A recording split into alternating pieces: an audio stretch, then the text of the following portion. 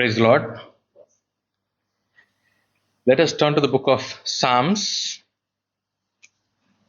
and chapter 28. Psalms chapter 28 and read verses 1 and 2 together. Psalms chapter 28 verses 1 and 2 together.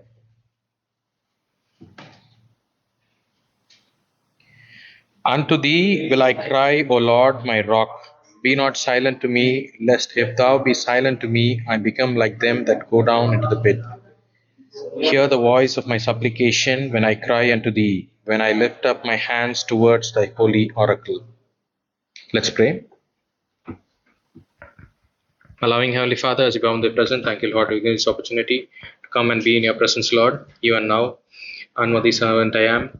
It is by your grace I am here, Lord. Hide me behind thy cross. Let your words alone be spoken, so that we'll be edified and bring glory and honor to your name. Take control of everything. We commit all this in Jesus' precious name. Amen.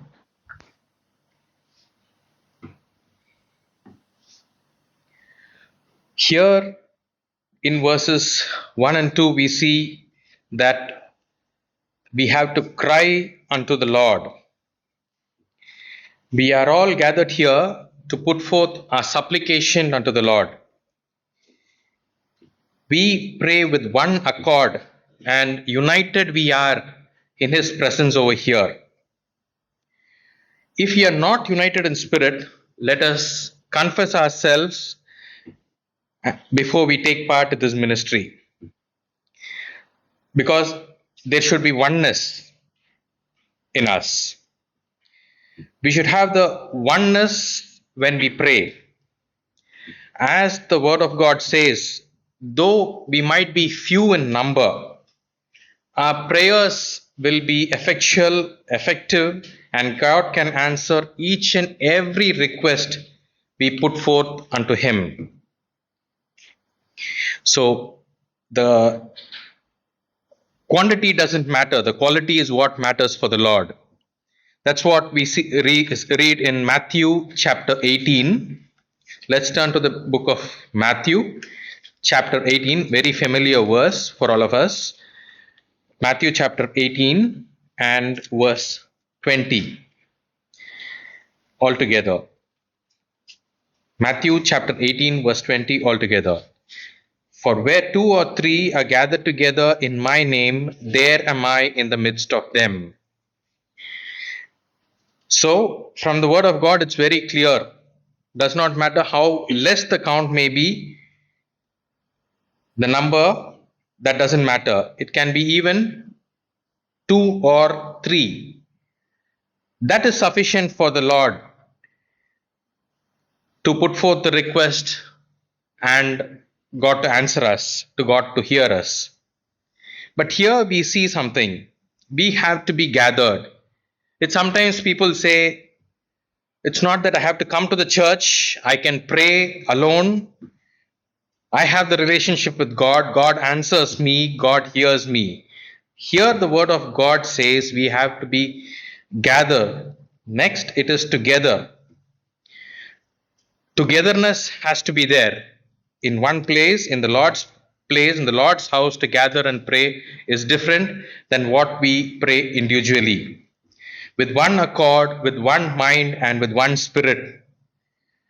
And it has to be in His name. That's what the word of God says. Only when these three conditions are fulfilled, He is in the midst of us. That's why He says, I am in the midst of them. So if the Lord has to be there, we have to fulfill all these conditions. We can see some portions from the Word of God which shows this. The oneness of Shadrach, Meshach, and Abednego. Let's read from the book of Daniel, chapter 3.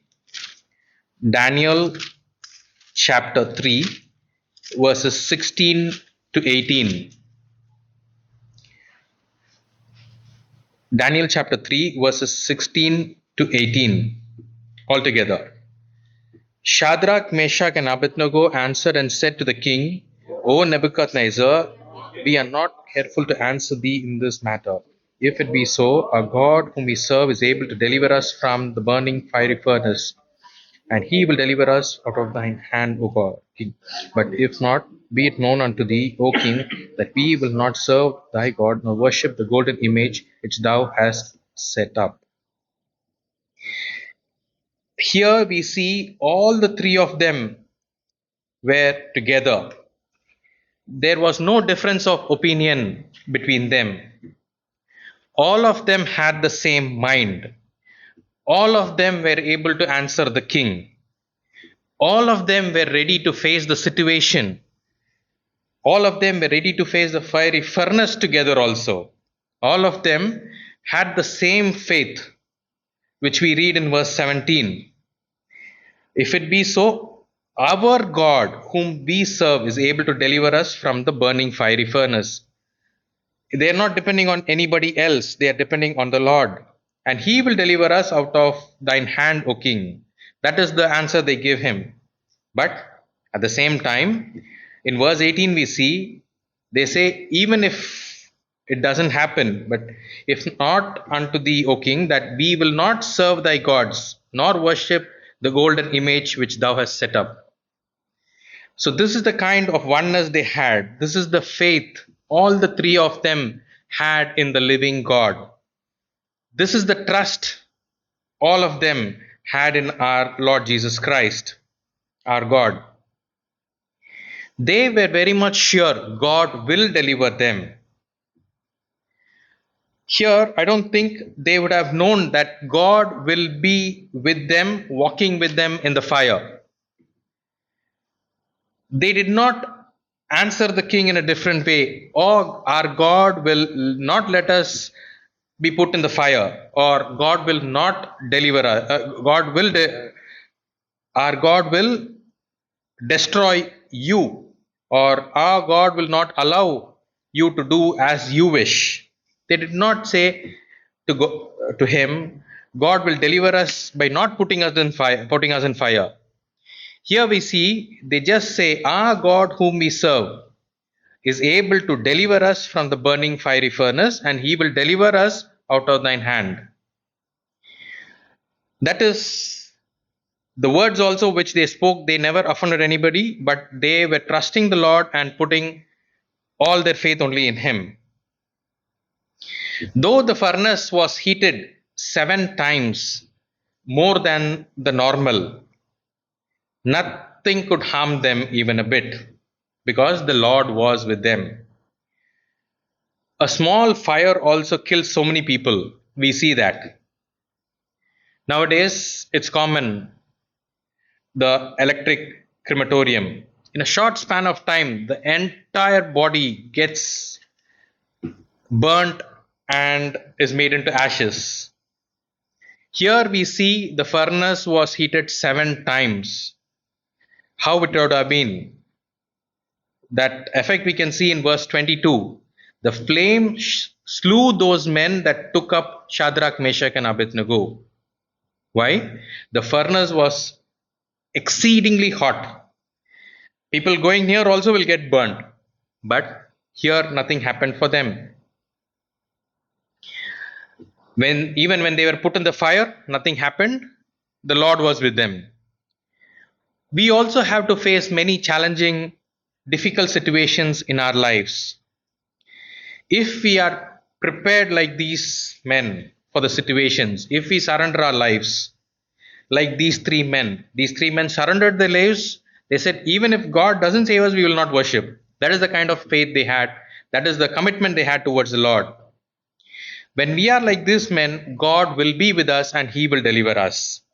He will not let us go through such situations alone. He will be with us, just as how he was with all these three.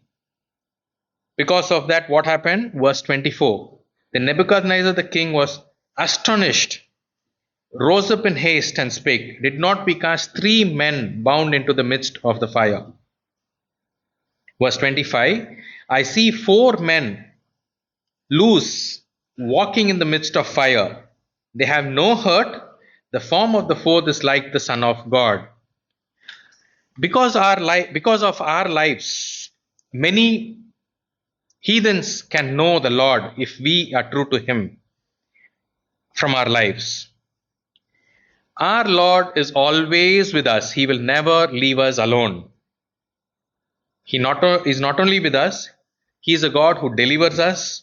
He is a God who protects us. He is a God who safeguards us. He will be with us always, as He has promised in Isaiah 43:2. Let's read Isaiah 43 from the book of Isaiah, chapter 43 and verse 2.